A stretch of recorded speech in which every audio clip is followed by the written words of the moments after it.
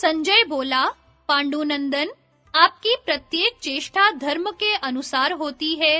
यह बात लोक में प्रसिद्ध है और देखी भी जा रही है। यद्यपि यह जीवन अनित्य है, तथापि इससे महान सुयश की प्राप्ति हो सकती है। इस बात को सोचकर आप अपनी कीर्ति का नाश न करें।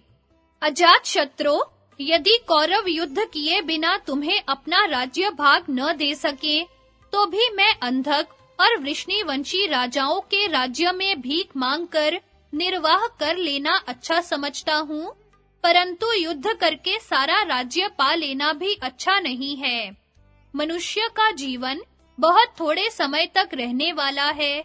वह सदा क्षीण होने वाला, दुखमय और चंचल है। अतः पांडव, यह नरसंहार तुम्हारे यश के अनुकूल नहीं है। तुम युद्ध रूपी पाप में प्रवृत्त मत हो। इस जगत के भीतर धन की तृष्णा बंधन में डालने वाली है। उसमें फंसने पर धर्म में बाधा आती है। जो धर्म को अंगीकार करता है, वही ज्ञानी है। भोगों की इच्छा रखने वाला मनुष्य अर्थ सिद्धि से भ्रष्ट हो जाता है। जो ब्रह्मचर्य और धर्माचरण का त्याग करके अधर्म में प्रवृत्त होता है, तथा जो मूर्खता के कारण परलोक पर अविश्वास करता है, वह अज्ञानी मृत्यु के पश्चात बड़ा कष्ट भोगता है।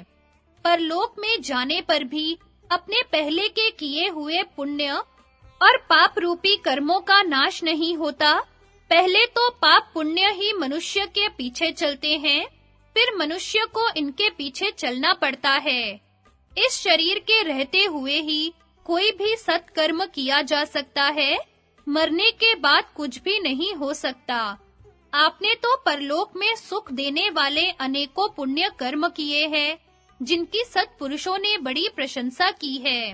इतने पर भी यदि आप लोगों को वह युद्ध रूपी पाप कर्म ही करना है, तब तो चिरकाल के लिए आप वन में जाकर रहें, यही अच्छा है। वनवास में दुख तो होगा, पर है वह धर्म।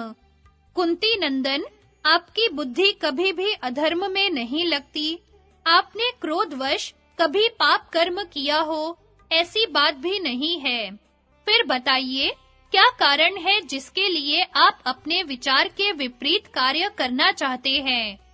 युधिष्ठिर ने कहा, संजय, तुम्हारा यह कहना बिल्कुल ठीक है कि सब प्रकार के कर्मों में धर्म ही श्रेष्ठ है, परंतु मैं जो कार्य करने जा रहा हूँ, वह धर्म है या अधर्म, इसकी पहले खूब जांच कर लो, फिर मेरी निंदा करना। कहीं तो अधर्म ही धर्म का चोला पहन लेता है, कहीं पूरा का पूरा धर्म अधर्म के रूप में दिखाई देता है, और कहीं धर्म अपने स्वरूप में ही रहता है। विद्वान लोग अपनी बुद्धि से इसकी परीक्षा कर लेते हैं। एक वर्ण के लिए जो धर्म है, वही दूसरे के लिए अधर्म है। इस प्रकार यद्यपि धर्म और अधर्म नित्य रहने वाले हैं, तथापि आपत्ति काल में इनका अदल-बदल भी होता है। जो धर्म जिसके लिए मुख्य बताया गया है, वह उसी के लिए प्रमाणभूत है। दूसरों के द्वारा उसका व्यवहार तो आपत्ति काल में ही हो सकता है। आजीविका का साधन सर्वथा नष्ट हो जाने पर जिस वृत्ति का आश्रय लेने से जीवन की रक्षा एवं सत्कर्मों का अनुष्ठान हो सके, उसका आश्रय लेना चाहिए। जो आपत्ति काल न होने पर भी उस समय धर्म का पालन करता है, तथा जो वास्तव में आपत्तिग्रस्त होकर भी तदनुसार जीविका नहीं चलाता, वे दोनों ही निंदा के पात्र हैं। जीविका का मुख्य साधन न होने पर ब्राह्मणों का नाश न हो जाए, इसके लिए विधाता ने अन्य वर्णों की वृत्ति से जीविका चलाकर उसके लिए प्रायश्चित करने का विधान किया है। इस व्यवस्था के अनुसार यदि तुम मुझे विपरीत आचरण करते देखो, तो अवश्य निंदा करो। मनीषी पुरुषों को सत्वादि के बंधन से मुक्त होने के लिए संन्यास लेने के पश्चात सत्पुरुषों के यहाँ से भिक्षा लेकर जीवन निर्वाह करना चाहिए। उनके लिए शास्त्र का ऐसा विधान है। परंतु जो ब्राह्मण नहीं है, तथा जिनकी ब्रह्म विद्या में निष्ठा नहीं है, उन सबके लिए अपने-अपने धर्मों का पालन ही उत्तम माना गया है।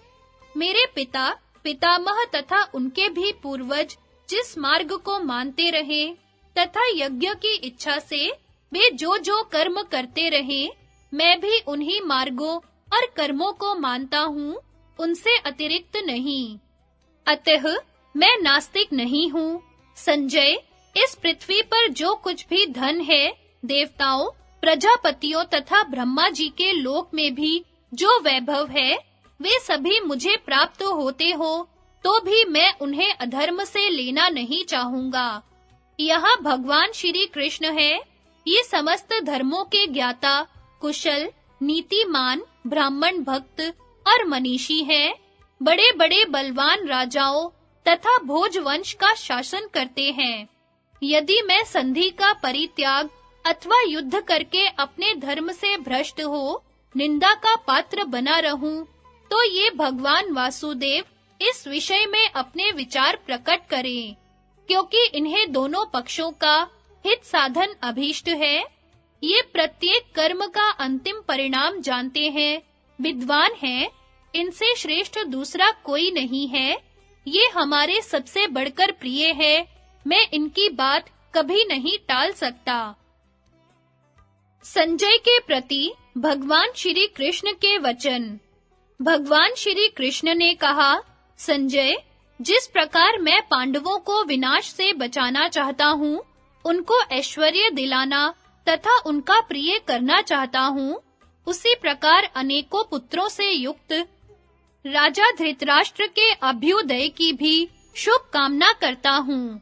मेरी एकमात्र यही इच्छा है कि दोनों पक्ष शांत रहें। राजा युधिष्ठिर को भी शांति ही प्रिय है, यह बात सुनता हूँ और पांडवों के समक्ष इसे स्वीकार भी करता हूँ, परंतु संजय, शांति का होना कठिन ही जान पड़ता है। जब धृतराष्ट्र ने अपने पुत्रों सहित लोभवश इनका राज्य हड़प लेना चाहा, तो कलह कैसे नहीं बढ़ेगा। तुम यह जानते हो कि मुझसे या युधिष्ठिर से धर्म का लोप नहीं हो सकता, तो भी उत्साह के साथ अपने धर्म का पालन करने वाले युधिष्ठिर के धर्मलोप की शंका तुम्हें क्यों हुई? ये तो पहले से ही शास्त्रीय विधि के अनुसार कुटुंब में रह रहे हैं। अपने राज्य भाग को प्राप्त करने का जो ये प्रयास करते हैं, इसे तुम धर्म का लोप क्यों बता रहे हो? इस प्रकार के गृहस्थ जीवन का भी विधान तो है ही। इसे छोड़कर वनवासी होने का विचार तो ब्राह्मणों में होना चाहिए। कोई तो गृहस्थ धर्म में रहकर कर्म योग के द्वारा पारलौकिक सिद्धि का होना मानते हैं। कुछ लोग कर्म को त्याग कर ज्ञान के द्वारा ही सिद्धि का प्रतिपादन करते हैं, परंतु खाए पिए बिना किसी की भी भूख नहीं मिट सकती। इसी से ब्रह्मवेता ज्ञानी के लिए भी गृहस्थ के घर भिक्षा का विधान है। इस ज्ञान योग की विधि का भी कर्म के साथ ही विधान है। ज्ञान पूर्वक किया हुआ कर्म उच्छिन्न हो जाता है, बंधन कारक नहीं होता। इनमें कर्म को त्याग कर केवल सन्यास आदि को ही जो लोग उत्तम मानते हैं, वे दुर्बल हैं। उनके कथन का कोई मूल्य नहीं है। संजय, तुम तो संपूर्ण लोकों का धर्म जानते हो। ब्राह्मण, क्षत्रिय और वैश्यों का धर्म भी तुम्हें अज्ञात नहीं है। ऐसे ज्ञानवान होकर भी कौरवों के लिए तुम हठ क्यों कर रहे हो? राजा युधिष्ठिर शास्त्रों का सदा स्वाध्याय करते हैं। अश्वमेध और राजसूय यज्ञों का अनुष्ठान भी इन्होंने किया है। इसके सिवा धनुष, कवच, हाथी, घोड़े, रथ और शस्त्र आदि से भी भली भांति संपन्न है। पांडव स्वधर्मानुसार कर्तव्य का पालन करते रहे और क्षत्रियोचित युद्ध कर्म में प्रवृत्त होकर यदि देववश मृत्यु को भी प्राप्त हो जाएं, तो इनकी वह मृत्यु उत्तम ही मानी जाएगी। यदि तुम सब कुछ छोड़कर शांति धारण करने को ही धर्म मानते हो, तो यह बताओ कि युद्ध करने से राजाओं के धर्म का ठीक-ठीक पालन होता है या युद्ध छोड़कर भाग जाने से? इस विषय में मैं तुम्हारा कथन सुनना चाहता हूँ। पांडवों का जो राज्य भाग धर्म के अनुसार उन्हें प्राप्त होना चाहिए, उसे धृतराष्ट्र सहसा हड़प लेना चाहते हैं। उसके पुत्र समस्त कौरव भी उसी का साथ दे रहे हैं। कोई भी प्राचीन राजधर्म की ओर दृष्टि नहीं डालता। लुटेरा छिपे रहकर धन चुरा ले जाए अथवा सामने आकर बलपूर्वक डाका डाले, दोनों ही दशा में वह निंदा का पात्र है। संजय, तुम ही बताओ, दुर्योधन और उन चोर डाकुओं में क्या अंतर है? दुर्योधन तो क्रोध के वशीभूत हो रहा है। उसने जो छल से राज्य का अपहरण किया है, उसे लोभ के कारण धर्म मानता है और राज्य को हथियाना चाहता है। किंतु पांडवों का राज्य तो धरोहर के रूप में रखा गया था, उसे कौरव लोग कैसे पा सकते हैं? दुर्योधन ने जिन्हें युद्ध के लिए एकत्रित किया है, वे मूर्ख राजा लोग घमंड के कारण मौत के फंदे में आ फंसे हैं। संजय, भरी सभा में कौरवों ने जो बर्ताव किया था, उस महान पाप कर्म पर भी दृष्टि डालो। पांडवों की प्यारी पत्नी सुशीला द्रौपदी रजस्वला की अवस्था में सभा में लाई गई, पर भीष्म आदि प्रधान कौरवों ने भी उसकी ओर से उपेक्षा दिखाई। उस समय यदि बालक से लेकर बूढ़े तक सभी कौरव दुशासन को रोक देते, तो मेरा प्रिय कार्य होता और धृतराष्ट्र के पुत्रों का भी हित होता। सभा में बहुत से राजा एकत्रित थे, परंतु दीनतावश किसी से भी उस अन्याय का विरोध नहीं किया जा सका। केवल विदुर जी ने अपना धर्म समझकर मूर्ख दुर्योधन को मना किया था। संजय, वास्तव में धर्म को बिना समझे ही तुम इस सभा में पांडुनंदन युधिष्ठिर को ही धर्म का उपदेश करना चाहते हो। द्रौपदी ने उस सभा में जाकर बड़ा दुष्कर कार्य किया कि उसने अपने पतियों को संकट से बचा लिया। उसे वहां कितना अपमान सहना पड़ा। सभा में वह अपने श्वशुरों के पास खड़ी थी, तो भी उसे लक्ष्य करके सूत पुत्र कर्ण ने कहा, याज्ञसेनी, अब तेरे लिए दूसरी गति नहीं है। दासी बनकर दुर्योधन के महल में चली जा। तेरे पति तो दावों में हारे चुके हैं, अब किसी दूसरे पति को वर ले। जब पांडव वन में जाने के लिए काला मृग चर्म धारण कर रहे थे, उस समय दुशासन ने यह कितनी कड़वी बात कही। ये सबके सब नपुंसक अब नष्ट हो गए, चिरकाल के लिए नरक के गर्त में गिर गए। संजय, कहाँ तक कहें? जुए के समय जितने निंदित वचन कहे गए थे, वे सब तुम्हें ज्ञात है। तो भी इस बिगड़े हुए कार्य को बनाने के लिए मैं स्वयं हस्तिनापुर चलना चाहता हूँ।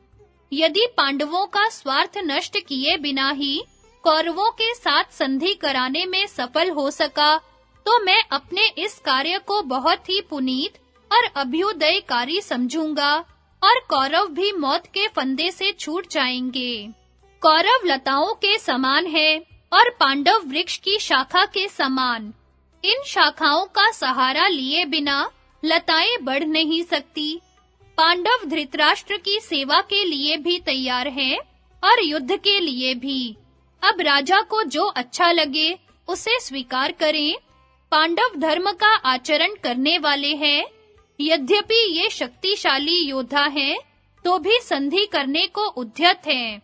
तुम ये सब बातें धृतराष्ट्र को अच्छी तरह समझा। युधिष्ठिर का संदेश। संजय ने कहा, पांडुनंदन, आपका कल्याण हो। अब मैं जाता हूँ और इसके लिए आपकी आज्ञा चाहता हूँ। मैंने मानसिक आवेश के कारण वाणी से जो कुछ कह दिया, इससे आपको कष्ट तो नहीं हुआ? युधिष्ठिर बोले, संजय, जाओ, तुम्हारा कल्याण हो। तुम तो कभी हमें कष्ट देने की बात सोचते भी नहीं। समस्त कौरव तथा हम पांडव लोग जानते हैं, तुम्हारा हृदय शुद्ध है और तुम किसी के पक्षपाती न होकर मध्यस्थ हो। तुम विश्वसनीय हो, तुम्हारी बातें कल्याणकारिणी होती हैं। तुम शीलवान और संतोषी हो, इसलिए मुझे प्रिय लगते हो। तुम्हारी बुद्धि कभी मोहित नहीं होती, कटु वचन कहने पर भी तुम्हें कभी क्रोध नहीं आता। संजय, तुम हमारे प्रिय हो और विदुर के समान दूत बनकर आए हो तथा अर्जुन के प्रिय सखा हो। वहां जाकर स्वाध्यायशील ब्राह्मणों, सन्यासियों तथा वनवासी तपस्वियों से और बड़े बूढ़े लोगों से मेरा प्रणाम कहना। बाकी जो लोग हों, उनसे कुशल समाचार कहना। जो प्रजा का पालन करते हुए राज्य में निवास करते हो, उन क्षत्रियों और जो राष्ट्र के भीतर व्यापार करके जीविका चला रहे हो, उन वैश्यों से भी मेरी कुशल कहकर उनकी भी कुशल पूछना। आचार्य द्रोण से प्रणाम कहना, अश्वत्थामा की कुशल पूछना और कृपाचार्य के घर जाकर मेरी ओर से उनको चरण स्पर्श करना। जिनमें शूरता, नृशंसता का अभाव, तपस्या, बुद्धि, शील, शास्त्र ज्ञान, सत्व और धैर्य आदि सद्गुण विद्यमान है, उन भीष्म जी के चरणों में मेरा नाम लेकर प्रणाम कहना। राजा धृतराष्ट्र को प्रणाम करके मेरी कुशल कहना और दुर्योधन, दुशासन तथा कर्ण आदि से भी कुशल पूछना। दुर्योधन ने पांडवों से युद्ध करने के लिए जिन वशाती, शाल्वक, केकय, अम्बष्ठ, त्रिगर्त तथा पूर्व, उत्तर, पश्चिम, दक्षिण एवं पर्वतीय प्रांतों के राजाओं को एकत्रित किया है, उनमें जो लोग क्रूरता से रहित, सुशील और सदाचारी हो, उन सबसे भी कुशल पूछना। तात संजय, गंभीर बुद्धि वाले दीर्घदर्शी विदुर जी हम लोगों के प्रेमी, गुरु, स्वामी, माता-पिता, मित्र और मंत्री हैं, उनकी भी मेरी ओर से कुशल पूछना। कुरुकुल की जो सर्वगुण संपन्ना बड़ी बूढ़ी स्त्रियां हमारी माताएं हैं, उन सबसे मिलकर हमारा प्रणाम कहना तथा वहां जो हमारे भाइयों की स्त्रियां हैं, उन सबकी कुशल पूछना। वे सुंदर कीर्ति युक्त और प्रशंसनीय आचरण वाली स्त्रियां सुरक्षित रहकर सावधानता पूर्वक गृहस्थ धर्म का पालन तो कर रही हैं ना? उनसे यह भी पूछना, देवियों, तुम अपने श्वशुरों के साथ कल्याणमय तथा कोमल बर्ताव तो करती हो ना? तुम लोगों पर तुम्हारे पति जिस प्रकार प्रसन्न रहे, वैसा ही व्यवहार तो करती रहती हो ना? सेवकों से पूछना, धृतराष्ट्र पुत्र दुर्योधन प्राचीन सदाचार का पालन तो करता है ना? तुम्हें सब प्रकार के भोग तो देता है ना? काने कुबड़े, लंगड़े लूले, दरिद्र तथा बौने मनुष्यों से भी जिनका दुर्योधन पालन करता है, कुशल पूछना। दुर्योधन से कहना, मैंने कुछ ब्राह्मणों के लिए वृत्तियां नियत कर रखी थी, किंतु खेद है तुम्हारे कर्मचारी उनके साथ ठीक व्यवहार नहीं करते। मैं उनको पुनः पूर्ववत उन्हीं वृत्तियों से युक्त देखना चाहता हूँ। इसी प्रकार राजा के यहाँ जितने अभ्यागत अतिथि पधारे हों तथा सब दिशाओं से जो दूत आए हों, उन सबकी कुशल पूछना और मेरी कुशल भी उन्हें सुना देना।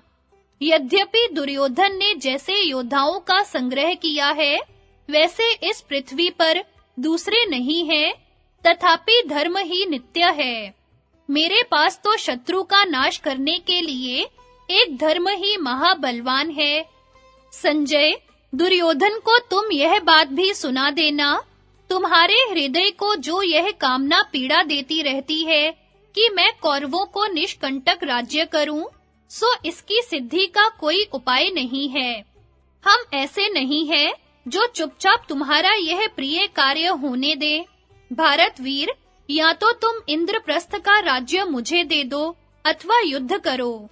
संजय, सज्जन असज्जन, बालक वृद्ध, निर्बल तथा बलवान सब विधाता के वश में है। मेरे सैनिक बल की जिज्ञासा करने पर तुम सबको मेरी ठीक स्थिति बता देना। फिर राजा धृतराष्ट्र के पास जाकर उन्हें प्रणाम करके मेरी ओर से कुशल पूछना और कहना, आपके ही पराक्रम से पांडव सुखपूर्वक जीवन बिता रहे हैं। जब वे बालक थे, तब आपकी ही कृपा से उन्हें राज्य मिला था। एक बार पहले राज्य पर बिठाकर अब उन्हें नष्ट होते देख उपेक्षा न कीजिए। संजय, यह भी बताना कि तात, यह राज्य एक ही के लिए पर्याप्त नहीं है। हम सब लोग मिलकर साथ रहकर जीवन व्यतीत करें। ऐसा होने पर आप कभी शत्रुओं के वश में नहीं होंगे। इसी तरह भीष्म पितामह को मेरा नाम ले सिर झुकाकर प्रणाम करना और उनसे कहना, पितामह, यह शांतनु का वंश एक बार डूब चुका था, आप ही ने इसका पुनः उद्धार किया है। अब आप अपनी बुद्धि से विचार कर ऐसा कोई उपाय कीजिए जिससे आपके सभी पौत्र परस्पर प्रेम पूर्वक जीवन धारण कर सकें। इसी प्रकार मंत्री विदुर जी से भी कहना, सौम्य, आप युद्ध न होने की ही सलाह दे, क्योंकि आप तो सदा युधिष्ठिर का हित चाहने वाले हैं। इसके बाद दुर्योधन से भी बार-बार अनुनय विनय करके कहना, तुम कौरवों के नाश का कारण न बनो। पांडव अत्यंत बलवान होने पर भी पहले बड़े-बड़े कलेश सह चुके हैं। यह बात सभी कौरव जानते हैं। तुम्हारी अनुमति से दुशासन ने जो द्रौपदी के केश पकड़कर उसका तिरस्कार किया, इस अपराध का भी हमने कोई ख्याल नहीं किया, किंतु अब हम अपना उचित भाग लेंगे। तुम दूसरे के धन से अपनी लोभ युक्त बुद्धि हटा लो। ऐसा करने से शांति होगी और परस्पर प्रेम भी बना रहेगा। हम शांति चाहते हैं, तुम हम लोगों को राज्य का एक ही हिस्सा दे दो। सुयोधन, अविस्थल, वृक्षस्थल, माकंदी, वारणावत और पांचवा कोई भी एक गांव दे दो, जिससे हम लोगों के युद्ध की समाप्ति हो जाए। हम 5 भाइयों को 5 ही गांव दे दो, जिससे शांति बनी रहे। संजय, मैं शांति रखने में भी समर्थ हूँ और युद्ध करने में भी। धर्मशास्त्र और अर्थशास्त्र का भी मुझे पूर्ण ज्ञान है। मैं समयानुसार कोमल भी हो सकता हूँ और कठोर भी। संजय की धृतराष्ट्र से भेंट। वैशंपायन जी कहते हैं, राजन, तदनंतर राजा युधिष्ठिर की आज्ञा ले संजय वहां से चल दिया। हस्तिनापुर में पहुंचकर वह शीघ्र ही अंतःपुर में गया और द्वारपाल से बोला, प्रहरी, तुम राजा धृतराष्ट्र को मेरे आने की सूचना दे दो। मुझे उनसे अत्यंत आवश्यक काम है। द्वारपाल ने जाकर कहा, राजन प्रणाम, संजय आपसे मिलने के लिए द्वार पर आए खड़े हैं। पांडवों के पास से उनका आना हुआ है। कहिए, उनके लिए क्या आज्ञा है? धृतराष्ट्र ने कहा, संजय को स्वागत पूर्वक भीतर ले आओ। मुझे तो कभी भी उससे मिलने में रुकावट नहीं है, फिर वह दरवाजे पर क्यों खड़ा है? तत्पश्चात राजा की आज्ञा पाकर संजय ने उनके महल में प्रवेश किया और सिंहासन पर बैठे हुए राजा के पास जा हाथ जोड़कर कहा, राजन, मैं संजय आपको प्रणाम करता हूँ। पांडवों से मिलकर यहाँ आया हूँ। पांडुनंदन राजा युधिष्ठिर ने आपको प्रणाम कहा है और कुशल पूछी है। उन्होंने बड़ी प्रसन्नता के साथ आपके पुत्रों का समाचार पूछा है। आप अपने पुत्र, नाती, मित्र, मंत्री तथा आश्रितों के साथ आनंद पूर्वक हैं ना? धृतराष्ट्र ने कहा, तात संजय, धर्मराज अपने मंत्री, पुत्र और भाइयों के साथ कुशल से तो है। संजय बोला, राजन, युधिष्ठिर अपने मंत्रियों के साथ कुशल पूर्वक है। अब वे अपना राज्य भाग लेना चाहते हैं। वे विशुद्ध भाव से धर्म और अर्थ का सेवन करने वाले मनस्वी विद्वान तथा शीलवान हैं। किंतु तुम जरा अपने कर्मों की ओर तो दृष्टि डालो। धर्म और अर्थ से युक्त जो श्रेष्ठ पुरुषों का व्यवहार है, उसके बिल्कुल विपरीत तुम्हारा बर्ताव है। इस कारण इस लोक में तो तुम्हारी खूब निंदा हो ही चुकी। यह पाप परलोक में भी तुम्हारा पिंड नहीं छोड़ेगा। तुम अपने पुत्रों के वश में होकर पांडवों के बिना ही सारा राज्य अपने अधीन कर लेना चाहते हो। राजन, तुम्हारे द्वारा पृथ्वी पर बड़ा अधर्म फैलेगा। यह कर्म तुम्हारे योग्य कदापि नहीं है।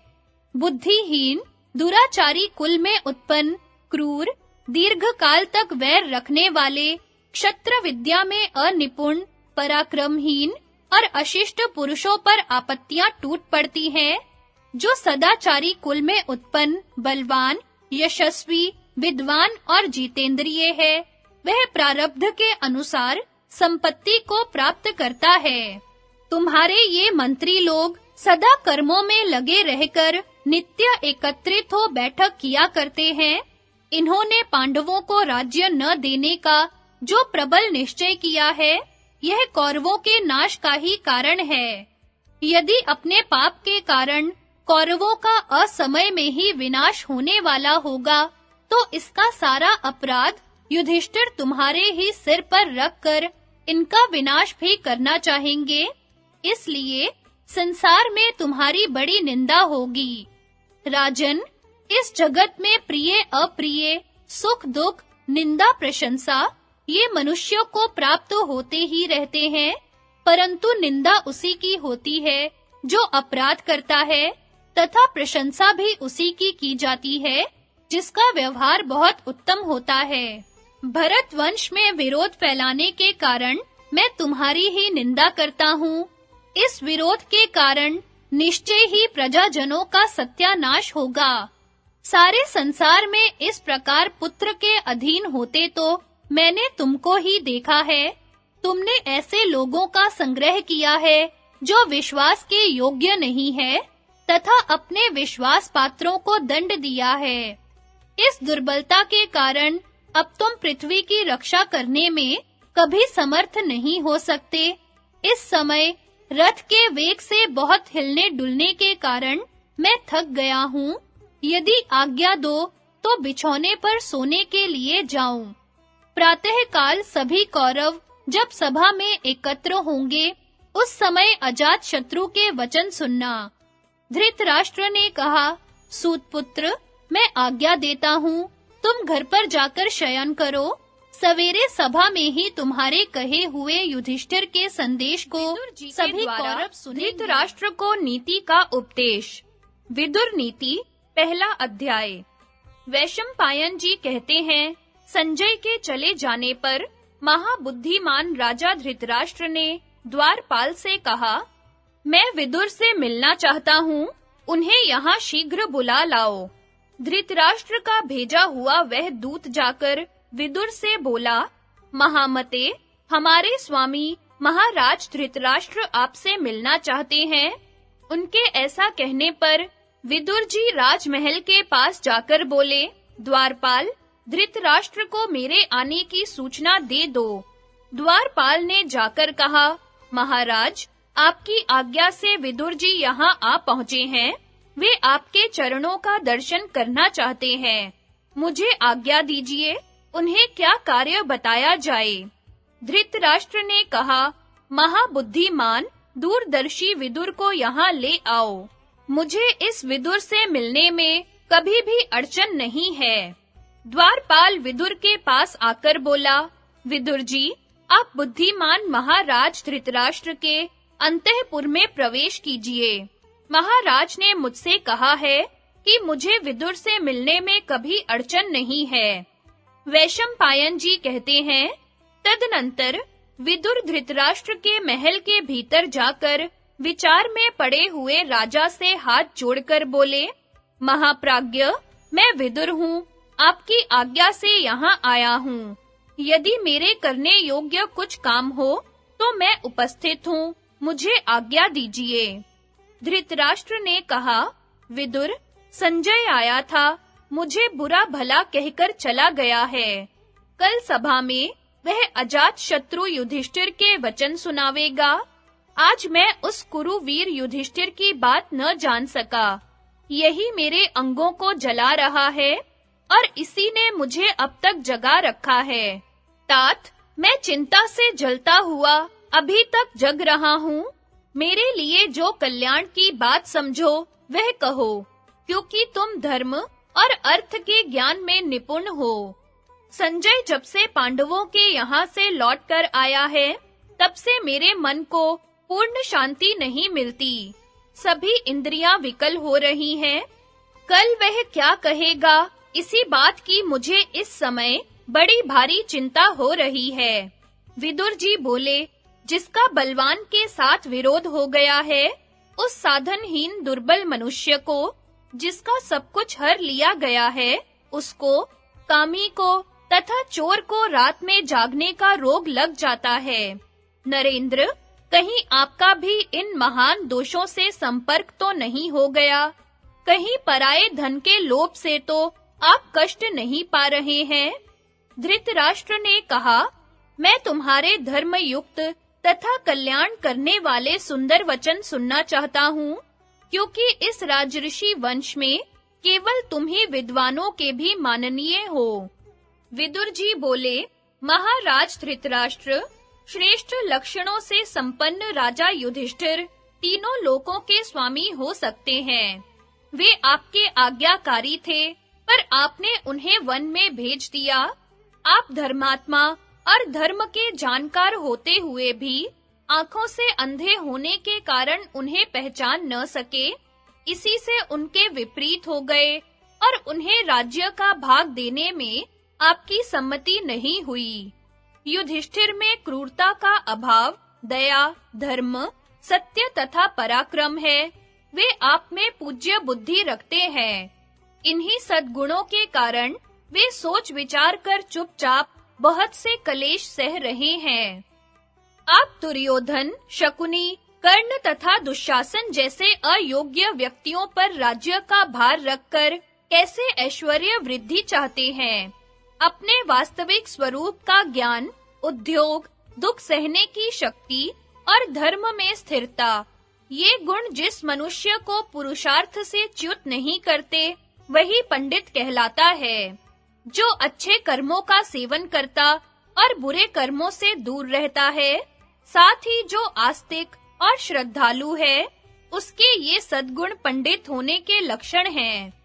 क्रोध, हर्ष, गर्व, लज्जा, उदंडता तथा अपने को पूज्य समझना, ये भाव जिसको पुरुषार्थ से भ्रष्ट नहीं करते, वही पंडित कहलाता है। दूसरे लोग जिसके कर्तव्य, सलाह और पहले से किए हुए विचार को नहीं जानते, बल्कि काम पूरा होने पर ही जानते हैं, वही पंडित कहलाता है। सर्दी, गर्मी, भय, अनुराग, संपत्ति अथवा दरिद्रता, ये जिसके कार्य में विघ्न नहीं डालते, वही पंडित कहलाता है।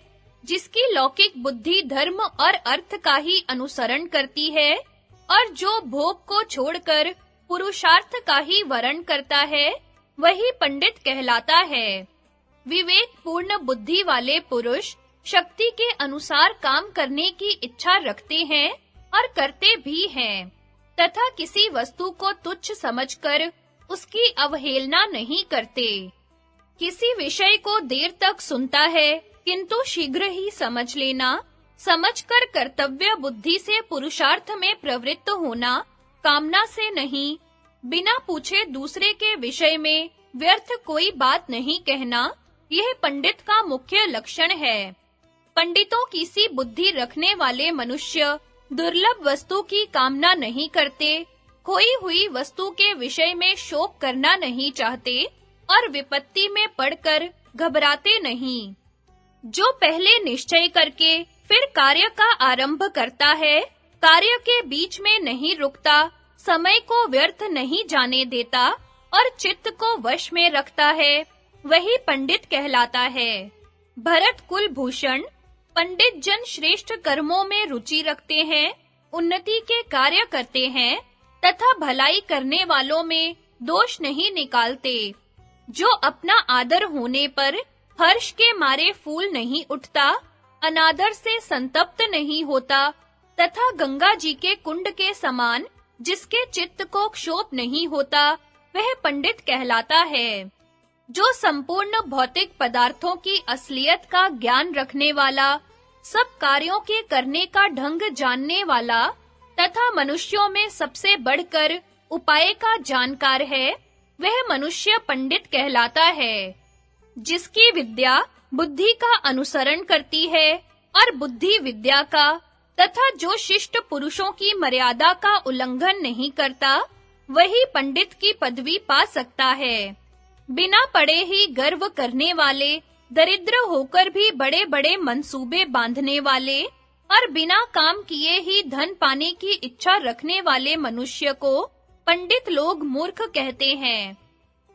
जो अपना कर्तव्य छोड़कर दूसरे के कर्तव्य का पालन करता है तथा मित्र के साथ असत आचरण करता है, वह मूर्ख कहलाता है। जो न चाहने वालों को चाहता है और चाहने वालों को त्याग देता है तथा जो अपने से बलवान के साथ वैर बांधता है, उसे मूढ़ विचार का मनुष्य कहते हैं। जो शत्रु को मित्र बनाता और मित्र से द्वेष करते हुए उसे कष्ट पहुंचाता है तथा सदा बुरे कर्मों का आरंभ किया करता है, उसे मूढ़ चित्त वाला कहते हैं। भरत श्रेष्ठ, जो अपने कामों को व्यर्थ ही फैलाता है, सर्वत्र संदेह करता है तथा शीघ्र होने वाले काम में भी देर लगाता है, वह मूढ़ है। जो पितरों का श्राद्ध और देवताओं का पूजन नहीं करता तथा जिसे सुहृद मित्र नहीं मिलता, उसे मूढ़ चित्त वाला कहते हैं। मूढ़ चित्त वाला अधम मनुष्य बिना बुलाए ही भीतर चला आता है, बिना पूछे ही बहुत बोलता है तथा अविश्वसनीय मनुष्यों पर भी विश्वास करता है। अपना व्यवहार दोष युक्त होते हुए भी जो दूसरे पर उसके दोष बताकर आक्षेप करता है तथा जो असमर्थ होते हुए भी व्यर्थ का क्रोध करता है, वह मनुष्य महामूर्ख है। जो अपने बल को न समझकर बिना काम किए ही धर्म और अर्थ से विरुद्ध तथा न पाने योग्य वस्तु की इच्छा करता है, वह पुरुष इस संसार में मूढ़ बुद्धि कहलाता है। राजन, जो अनधिकारी को उपदेश देता है और शून्य की उपासना करता है तथा जो कृपण का आश्रय लेता है, उसे मूढ़ चित्त वाला कहते हैं। जो बहुत धन, विद्या तथा ऐश्वर्यों को पाकर इठलाता नहीं, वह पंडित कहलाता है। जो अपने द्वारा भरण पोषण के योग्य व्यक्तियों को बांटे बिना अकेले ही उत्तम भोजन करता और अच्छा वस्त्र पहनता है, उससे बढ़कर क्रूर कौन होगा। मनुष्य अकेला पाप करता है और बहुत से लोग उससे मौज उड़ाते हैं। मौज उड़ाने वाले तो छूट जाते हैं, पर उसका कर्ता ही दोष का भागी होता है। किसी धनुर्धर वीर के द्वारा छोड़ा हुआ बाण संभव है एक को भी मारे या न मारे, मगर बुद्धिमान द्वारा प्रयुक्त की हुई बुद्धि राजा समेत संपूर्ण राष्ट्र का विनाश कर सकती है। 1 से 2 का निश्चय करके 4 से 3 को वश में कीजिए, 5 को जीतकर, 6 गुणों को जानकर तथा 7 को छोड़कर सुखी हो जाइए। विष का रस एक को ही मारता है, शस्त्र से एक का ही वध होता है, किंतु मंत्र का फूटना राष्ट्र और प्रजा के साथ ही राजा का भी विनाश कर डालता है। अकेले स्वादिष्ट भोजन न करें, अकेला किसी विषय का निश्चय न करें, अकेला रास्ता न चले और बहुत से लोग सोए हों, उनमें अकेला न जैसे समुद्र के पार जाने के लिए नाव ही एकमात्र साधन है, उसी प्रकार स्वर्ग के लिए सत्य ही एकमात्र सोपान है, दूसरा नहीं। किंतु आप इसे नहीं समझ रहे हैं। क्षमाशील पुरुषों में एक ही दोष का आरोप होता है, दूसरे की तो संभावना ही नहीं है।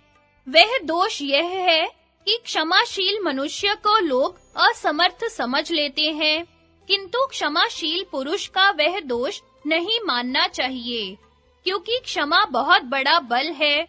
क्षमा असमर्थ मनुष्यों का गुण तथा समर्थों का भूषण है। इस जगत में क्षमा वशीकरण रूप है, भला क्षमा से क्या नहीं सिद्ध होता। जिसके हाथ में शांति रूपी तलवार है, उसका दुष्ट पुरुष क्या कर लेंगे। तृण रहित स्थान में गिरी हुई आग अपने आप बुझ जाती है। क्षमाहीन पुरुष अपने को तथा दूसरे को भी दोष का भागी बना लेता है। केवल धर्म ही परम कल्याण कारक है। एकमात्र क्षमा ही शांति का सर्वश्रेष्ठ उपाय है। एक विद्या ही परम संतोष देने वाली है और एकमात्र अहिंसा ही सुख देने वाली है। बिल में रहने वाले मेंढक आदि जीवों को जैसे सांप खा जाता है, उसी प्रकार यह पृथ्वी शत्रु से विरोध न करने वाले राजा और परदेश सेवन न करने वाले ब्राह्मण, इन दोनों को खा जाती है। जरा भी कठोर न बोलना और दुष्ट पुरुषों का आदर न करना, इन दो कर्मों को करने वाला मनुष्य इस लोक में विशेष शोभा पाता है। दूसरी स्त्री द्वारा चाहे गए पुरुष की कामना करने वाली स्त्रियां तथा दूसरों के द्वारा पूजित मनुष्य का आदर करने वाले पुरुष, ये दो प्रकार के लोग दूसरों पर विश्वास करके चलने वाले होते हैं। जो निर्धन होकर भी बहुमूल्य वस्तु की इच्छा रखता और असमर्थ होकर भी क्रोध करता है, ये दोनों ही अपने शरीर को सुखा देने वाले कांटों के समान हैं। दो ही अपने विपरीत कर्म के कारण शोभा नहीं पाते, अकर्मण्य गृहस्थ और प्रपंच में लगा हुआ सन्यासी। राजन, ये दो प्रकार के पुरुष स्वर्ग के भी ऊपर स्थान पाते हैं। शक्तिशाली होने पर भी क्षमा करने वाला और निर्धन होने पर भी दान करने वाला। न्याय पूर्वक उपार्जित किए हुए धन के दो ही दुरुपयोग समझने चाहिए, अपात्र को देना और सत्पात्र को न देना। जो धनी होने पर भी दान न दे और दरिद्र होने पर भी कष्ट सहन न कर सके, इन दो प्रकार के मनुष्यों को गले में पत्थर बांधकर पानी में डुबा देना चाहिए। पुरुष श्रेष्ठ, ये दो प्रकार के पुरुष सूर्य मंडल को भेद कर उधर्व गति को प्राप्त होते हैं। योग युक्त सन्यासी और संग्राम में लोहा लेते हुए मारा गया योद्धा। भरत श्रेष्ठ, मनुष्यों की कार्य सिद्धि के लिए उत्तम, मध्यम और अधम, ये तीन प्रकार के उपाय सुने जाते हैं। ऐसा वेद वेता विद्वान जानते हैं। राजन, उत्तम, मध्यम और अधम, ये तीन प्रकार के पुरुष होते हैं। इनको यथा योग्य तीन ही प्रकार के कर्मों में लगाना चाहिए। राजन, तीन ही धन के अधिकारी नहीं माने जाते, स्त्री, पुत्र तथा दास। ये जो कुछ कमाते हैं, वह धन उसी का होता है जिसके अधीन ये रहते हैं। दूसरे के धन का हरण, दूसरे की स्त्री का संसर्ग तथा सुहृद मित्र का परित्याग, ये तीनों ही दोष नाश करने वाले होते हैं। काम, क्रोध और लोभ, ये आत्मा का नाश करने वाले नरक के तीन दरवाजे हैं। अतः इन तीनों को त्याग देना चाहिए। वरदान पाना, राज्य की प्राप्ति और पुत्र का जन्म, ये तीन एक और शत्रु के कष्ट से छूटना, यह एक तरफ। वे तीन और यह एक बराबर ही है। भक्त, सेवक तथा मैं आपका ही हूँ, ऐसा कहने वाले इन तीन प्रकार के शरणागत मनुष्यों को संकट पड़ने पर भी नहीं छोड़ना चाहिए। थोड़ी बुद्धि वाले, दीर्घसूत्री, जल्दबाज और स्तुति करने वाले लोगों के साथ गुप्त सलाह नहीं करनी चाहिए। ये चारों महाबली राजा के लिए त्यागने योग्य बताए गए हैं। विद्वान पुरुष ऐसे लोगों को पहचान लें। तात, गृहस्थ धर्म में स्थित लक्ष्मीवान, आपके घर में चार प्रकार के मनुष्यों को सदा रहना चाहिए। अपने कुटुंब का बूढ़ा, संकट में पड़ा हुआ उच्च कुल का मनुष्य, धनहीन मित्र और बिना संतान की बहन। महाराज, इंद्र के पूछने पर उनसे बृहस्पति जी ने जिन चारों को तत्काल फल देने वाला बताया था, उन्हें आप मुझसे सुनिए। देवताओं का संकल्प, बुद्धिमानों का प्रभाव, विद्वानों की नम्रता और पापियों का विनाश। चार कर्म भय को दूर करने वाले हैं, किंतु वे ही यदि ठीक तरह से संपादित न हो तो भय प्रदान करते हैं। वे कर्म हैं आदर के साथ अग्निहोत्र, आदर पूर्वक मौन का पालन, आदर पूर्वक स्वाध्याय और आदर के साथ यज्ञ का अनुष्ठान। भरत श्रेष्ठ, पिता, माता, अग्नि, आत्मा और गुरु, मनुष्य को इन 5 अग्नियों को बड़े यत्न से सेवा करनी चाहिए। देवता, पितृ, मनुष्य, सन्यासी और अतिथि, इन 5 की पूजा करने वाला मनुष्य शुद्ध यश प्राप्त करता है। राजन, आप जहाँ-जहाँ जाएंगे, वहाँ-वहाँ मित्र, शत्रु, उदासीन, आश्रय देने वाले तथा आश्रय पाने वाले, ये 5 आपके पीछे लगे रहेंगे। 5 ज्ञानेंद्रियों वाले पुरुष की यदि एक भी इंद्रिय छिद्र युक्त हो जाए, तो उससे उसकी बुद्धि इस प्रकार बाहर निकल जाती है, जैसे मशक के छेद से पानी। उन्नति चाहने वाले पुरुषों को नींद, तंद्रा, डर, क्रोध, आलस्य तथा दीर्घ सूत्रता, इन 6 दुर्गुणों को त्याग देना चाहिए। उपदेश न देने वाले आचार्य, मंत्रोच्चारण न करने वाले होता, रक्षा करने में असमर्थ राजा, कटु वचन बोलने वाली स्त्री, ग्राम में रहने की इच्छा वाले ग्वाले तथा वन में रहने की इच्छा वाले नाई, इन 6 को उसी भांति छोड़ दें जैसे समुद्र की सैर करने वाला मनुष्य फटी हुई नाव का परित्याग कर देता है। मनुष्य को कभी भी सत्य, दान, कर्मण्यता, अनसूया, क्षमा तथा धैर्य, इन 6 गुणों का त्याग नहीं करना चाहिए। धन की आय, नित्य निरोग रहना, स्त्री का अनुकूल तथा प्रिय वादिनी होना, पुत्र का आज्ञा के अंदर रहना तथा धन पैदा करने वाली विद्या का ज्ञान, ये 6 बातें इस मनुष्य लोक में सुखदायिनी होती हैं। मन में नित्य रहने वाले 6 शत्रु, काम, क्रोध, लोभ, मोह, मद तथा मात्सर्य को जो वश में कर लेता है, वह जितेंद्रिय पुरुष पापों से ही लिप्त नहीं होता, फिर उनसे उत्पन्न होने वाले अनर्थों की तो बात ही क्या है। निम्नांकित 6 प्रकार के मनुष्य 6 प्रकार के लोगों से अपनी जीविका चलाते हैं। 7वें की तो उपलब्धि नहीं होती। चोर असावधान पुरुष से, वैद रोगी से, मतवाली स्त्रियां कामियों से, पुरोहित यजमानों से, राजा झगड़ने वालों से तथा विद्वान पुरुष मूर्खों से अपनी जीविका चलाते हैं। क्षण भर भी देख रेख न करने से गौ, सेवा, खेती, स्त्री, विद्या तथा शूद्रों से मेल, ये 6 चीजें नष्ट हो जाती हैं। ये 6 सदा अपने पूर्व उपकारी का अनादर करते हैं।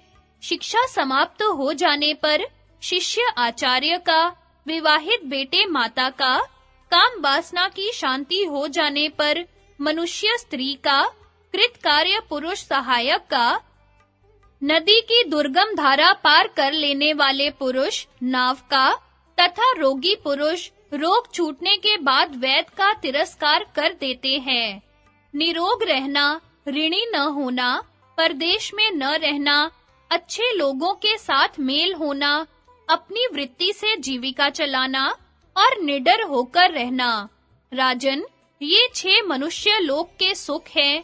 ईर्ष्या करने वाला, घृणा करने वाला, असंतोषी, क्रोधी, सदा शंकित रहने वाला और दूसरे के भाग्य पर जीवन निर्वाह करने वाला, ये 6 सदा दुखी रहते हैं।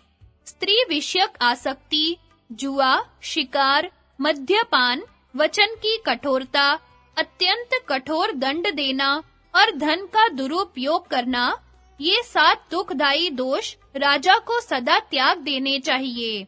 इनसे दृढ़ मूल राजा भी प्राय नष्ट हो जाते हैं। विनाश के मुख में पड़ने वाले मनुष्य के 8 पूर्व चिन्ह हैं। प्रथम तो वह ब्राह्मणों से द्वेष करता है, फिर उनके विरोध का पात्र बनता है, ब्राह्मणों का धन हड़प लेता है, उनको मारना चाहता है, ब्राह्मणों की निंदा में आनंद मनाता है, उनकी प्रशंसा सुनना नहीं चाहता, यज्ञ याग आदि में उनका स्मरण नहीं करता तथा कुछ मांगने पर उनमें दोष निकालने लगता है। इन सब दोषों को बुद्धिमान मनुष्य समझे और समझकर त्याग दे। भारत, मित्रों से समागम, अधिक धन की प्राप्ति, पुत्र का आलिंगन, मैथुन में प्रवृत्ति, समय पर प्रिय वचन बोलना, अपने वर्ग के लोगों में उन्नति, अभीष्ट वस्तु की प्राप्ति और जन समाज में सम्मान, ये 8 हर्ष के सार दिखाई देते हैं और ये ही अपने लौकिक सुख के भी साधन होते हैं। बुद्धि, कुलीनता, इंद्रिय निग्रह, शास्त्र ज्ञान, पराक्रम, अधिक न बोलना, शक्ति के अनुसार दान और कृतज्ञता, ये 8 गुण पुरुष की ख्याति बढ़ा देते हैं। जो विद्वान पुरुष 9 दरवाजे वाले, 3 खंभों वाले, 5 साक्षी वाले आत्मा के निवास स्थान इस शरीर रूपी ग्रह को जानता है, वह बहुत बड़ा ज्ञानी है। 10 प्रकार के लोग धर्म को नहीं जानते, उनके नाम सुनो। नशे में मतवाला, असावधान, पागल, थका हुआ, क्रोधी, भूखा, जल्दबाज, लोभी, भयभीत और कामी, ये 10 हैं। अतः इन सब लोगों में विद्वान पुरुष आसक्ति न बढ़ावें। इसी विषय में असुरों के राजा प्रहलाद ने सुधन्वा के साथ अपने पुत्र के प्रति कुछ उपदेश दिया था। नीतिज्ञ लोग उसे पुराने इतिहास का उदाहरण देते हैं। जो राजा काम और क्रोध का त्याग करता है और सुपात्र को धन देता है, विशेषज्ञ है, शास्त्रों का ज्ञाता और कर्तव्य को शीघ्र पूरा करने वाला है, उसे सब लोग प्रमाण मानते हैं। जो मनुष्यों में विश्वास उत्पन्न करना जानता है, जिनका अपराध प्रमाणित हो गया है, उन्हीं को दंड देता है। जो दंड देने की न्यूनाधिक मात्रा तथा क्षमा का उपयोग जानता है, उस राजा की सेवा में संपूर्ण संपत्ति चली आती है। जो किसी दुर्बल का अपमान नहीं करता, सदा सावधान रहकर शत्रु के साथ बुद्धिपूर्वक व्यवहार करता है, बलवानों के साथ युद्ध पसंद नहीं करता तथा समय आने पर पराक्रम दिखाता है, वही धीर है। जो धुरंधर महापुरुष आपत्ति पड़ने पर कभी दुखी नहीं होता, बल्कि सावधानी के साथ उद्योग का आश्रय लेता है तथा समय पर दुख सहता है, उसके शत्रु तो पराजित ही हैं। जो निरर्थक विदेशवास, पापियों से मेल, पर स्त्री गमन, पाखंड, चोरी, चुगलखोरी तथा मदिरापान नहीं करता, वह सदा सुखी रहता है। जो क्रोध या उतावली के साथ धर्म, अर्थ तथा काम का आरंभ नहीं करता, पूछने पर यथार्थ बात ही बतलाता है, मित्र के लिए झगड़ा नहीं पसंद करता, आदर न पाने पर क्रुद्ध नहीं होता, विवेक नहीं खो बैठता, दूसरों के दोष नहीं देखता, सब पर दया करता है, दुर्बल होते हुए किसी की जमानत नहीं देता, बढ़कर नहीं बोलता तथा विवाद को सह लेता है, ऐसा मनुष्य सब जगह प्रशंसा पाता है। जो कभी उदंड का सा वेश नहीं बनाता, दूसरे के सामने अपने पराक्रम की भी डींग नहीं हाँकता, क्रोध से व्याकुल होने पर भी कटु वचन नहीं बोलता, उस मनुष्य को लोग सदा ही प्यारा बना लेते हैं। जो शांत हुई वैर की आग को फिर प्रज्वलित नहीं करता, गर्व नहीं करता, हीनता नहीं दिखाता तथा विपत्ति में पड़ा हूँ ऐसा सोचकर अनुचित काम नहीं करता, उस उत्तम आचरण वाले पुरुष को आर्य जन सर्वश्रेष्ठ कहते हैं। जो अपने सुख में प्रसन्न नहीं होता, दूसरे के दुख के समय हर्ष नहीं मनाता और दान देकर पश्चाताप नहीं करता, वह सज्जनों में सदाचारी कहलाता है। जो मनुष्य देश के व्यवहार, लोकाचार तथा जातियों के धर्मों को जानने की इच्छा करता है, उसे उत्तम अधम का विवेक हो जाता है। वह जहाँ जाता है, वहीं महान जन समूह पर अपनी प्रभुता स्थापित कर लेता है। जो बुद्धिमान दंभ, मोह, मात्सर्य, पाप कर्म, राजद्रोह, चुगलखोरी, समूह से वैर, मतवाले, पागल तथा दुर्जनों से विवाद छोड़ देता है, वह श्रेष्ठ है। जो दान, होम, देव पूजन, मांगलिक कर्म, प्रायश्चित तथा अनेक प्रकार के लौकिक आचार, इन नित्य किए जाने योग्य कर्मों को करता है, देवता लोग उसके अभ्युदय की सिद्धि करते हैं। जो अपने बराबर वालों के साथ विवाद, मित्रता, व्यवहार तथा बातचीत करता है, हीन पुरुषों के साथ नहीं, और गुणों में बढ़े चढ़े पुरुषों को सदा आगे रखता है, उस विद्वान की नीति श्रेष्ठ है।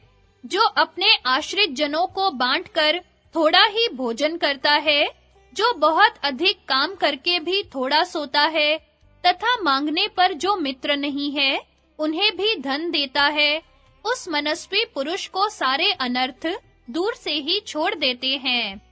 जिसके अपनी इच्छा के अनुकूल और दूसरों की इच्छा के विरुद्ध कार्य को दूसरे लोग कुछ भी नहीं जान पाते, मंत्र गुप्त रहने और अभीष्ट कार्य का ठीक-ठीक संपादन होने के कारण उसका थोड़ा भी काम बिगड़ने नहीं पाता। जो मनुष्य संपूर्ण भूतों को शांति प्रदान करने में तत्पर, सत्यवादी, कोमल, दूसरों को आदर देने वाला तथा पवित्र विचार वाला होता है, वह अच्छी खान से निकले और चमकते हुए श्रेष्ठ रत्न की भांति अपनी जाति वालों में अधिक प्रसिद्धि पाता है। जो स्वयं ही अधिक लज्जाशील है, वह सब लोगों में श्रेष्ठ समझा जाता है।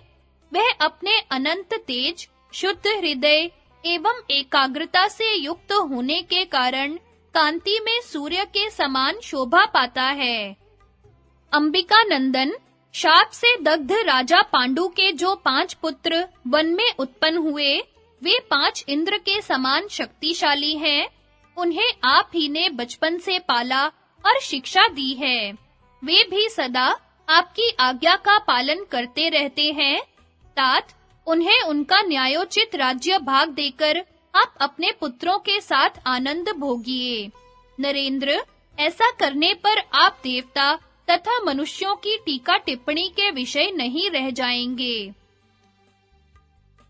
विदुर नीति, दूसरा अध्याय। धृतराष्ट्र बोले, तात, मैं चिंता से जलता हुआ अभी तक जाग रहा हूँ। तुम मेरे करने योग्य जो कार्य समझो, उसे बताओ, क्योंकि तुम धर्म और अर्थ के ज्ञान में निपुण हो। उदार चित्त विदुर, तुम अपनी बुद्धि से विचार कर मुझे ठीक-ठीक उपदेश करो। जो बात युधिष्ठिर के लिए हितकर और कौरवों के लिए कल्याणकारी समझो, वह सब अवश्य बताओ। विद्वान, मेरे मन में अनिष्ट की आशंका बनी रहती है, इसलिए मैं सर्वत्र अनिष्ट ही देखता हूँ। अतः व्याकुल हृदय से मैं तुमसे पूछ रहा हूँ, अजात शत्रु युधिष्ठिर क्या चाहते हैं, सो सब ठीक-ठीक बताओ। विदुर जी ने कहा, मनुष्य को चाहिए कि वह जिसकी पराजय नहीं चाहता, उसको बिना पूछे भी कल्याण करने वाली या अनिष्ट करने वाली, अच्छी अथवा बुरी जो भी बात हो बता दे। इसलिए राजन, जिससे समस्त कौरवों का हित हो, वही बात मैं आपसे कहूँगा।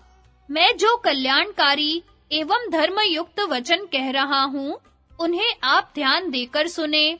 भारत, असत उपायों का प्रयोग करके जो कपटपूर्ण कार्य सिद्ध होते हैं, उनमें आप मन मत लगाइए। इसी प्रकार अच्छे उपायों का उपयोग करके सावधानी के साथ किया गया कोई कर्म यदि सफल न हो, तो बुद्धिमान पुरुष को उसके लिए मन में ग्लानि नहीं करनी चाहिए। किसी प्रयोजन से किए गए कर्मों में पहले प्रयोजन को समझ लेना चाहिए। खूब सोच विचार कर काम करना चाहिए। जल्दबाजी से किसी काम का आरंभ नहीं करना चाहिए। धीर मनुष्य को उचित है कि पहले कर्मों के प्रयोजन, परिणाम तथा अपनी उन्नति का विचार करके फिर काम आरंभ करे या न करे। जो राजा स्थिति, लाभ, हानि, खजाना, देश तथा दंड आदि की मात्रा को नहीं जानता, वह राज्य पर स्थिर नहीं रह सकता। जो इनके प्रमाणों को ठीक-ठीक जानता है तथा धर्म और अर्थ के ज्ञान में दत्तचित्त रहता है, वह राज्य को प्राप्त करता है। अब तो राज्य प्राप्त हो ही गया, ऐसा समझकर अनुचित बर्ताव नहीं करना चाहिए। उदंडता संपत्ति को उसी प्रकार नष्ट कर देती है जैसे सुंदर रूप को बुढ़ापा। मछली बढ़िया चारे से ढकी हुई लोहे की कांटी को लोभ में पड़कर निगल जाती है, उससे होने वाले परिणाम पर विचार नहीं करती। अतः अपनी उन्नति चाहने वाले पुरुष को वही वस्तु खानी चाहिए जो खाने योग्य हो तथा खाई जा सके। खाने पर पच सके और पच जाने पर हितकारी हो। जो पेड़ से कच्चे फलों को तोड़ता है, वह उन फलों से रस तो पाता नहीं, उल्टे उस वृक्ष के बीज का नाश होता है। परंतु जो समय पर पके हुए फल को ग्रहण करता है, वह फल से रस पाता है और उस बीज से पुनः फल प्राप्त करता है। जैसे भौरा फूलों की रक्षा करता हुआ उनके मधु का आस्वादन करता है, उसी प्रकार राजा भी प्रजाजनों को कष्ट दिए बिना ही उनसे धन ले। जैसे माली बगीचे में एक-एक फूल तोड़ता है, उसकी जड़ नहीं काटता, उसी प्रकार राजा प्रजा की रक्षा पूर्वक उनसे कर ले। कोयला बनाने वालों की तरह जड़ नहीं काटनी चाहिए। इसे करने से मेरा क्या लाभ होगा और न करने से क्या हानि होगी। इस प्रकार कर्मों के विषय में भली भांति विचार करके फिर मनुष्य करे या न करे। कुछ ऐसे व्यर्थ कार्य हैं जो नित्य अप्राप्त होने के कारण आरंभ करने योग्य नहीं होते, क्योंकि उनके लिए किया हुआ पुरुषार्थ भी व्यर्थ हो जाता है। जिसकी प्रसन्नता का कोई फल नहीं और क्रोध भी व्यर्थ है, उसको प्रजा स्वामी बनाना नहीं चाहती। जैसे स्त्री नपुंसक को पति नहीं बनाना चाहती, जिनका मूल छोटा और फल महान हो, बुद्धिमान पुरुष उनको शीघ्र ही आरंभ कर देता है, वैसे कामों में वह विघ्न नहीं आने देता। जो राजा मानो आंखों से पी जाएगा, इस प्रकार प्रेम के साथ कोमल दृष्टि से देखता है, वह चुपचाप बैठा भी रहे तो भी प्रजा उससे अनुराग रखती है। राजा वृक्ष की भांति अच्छी तरह फूलने पर भी फल से खाली रहे, यदि फल से युक्त हो तो भी जिस पर चढ़ा न जा सके, ऐसा होकर रहे। कच्चा होने पर पके की भांति अपने को प्रकट करे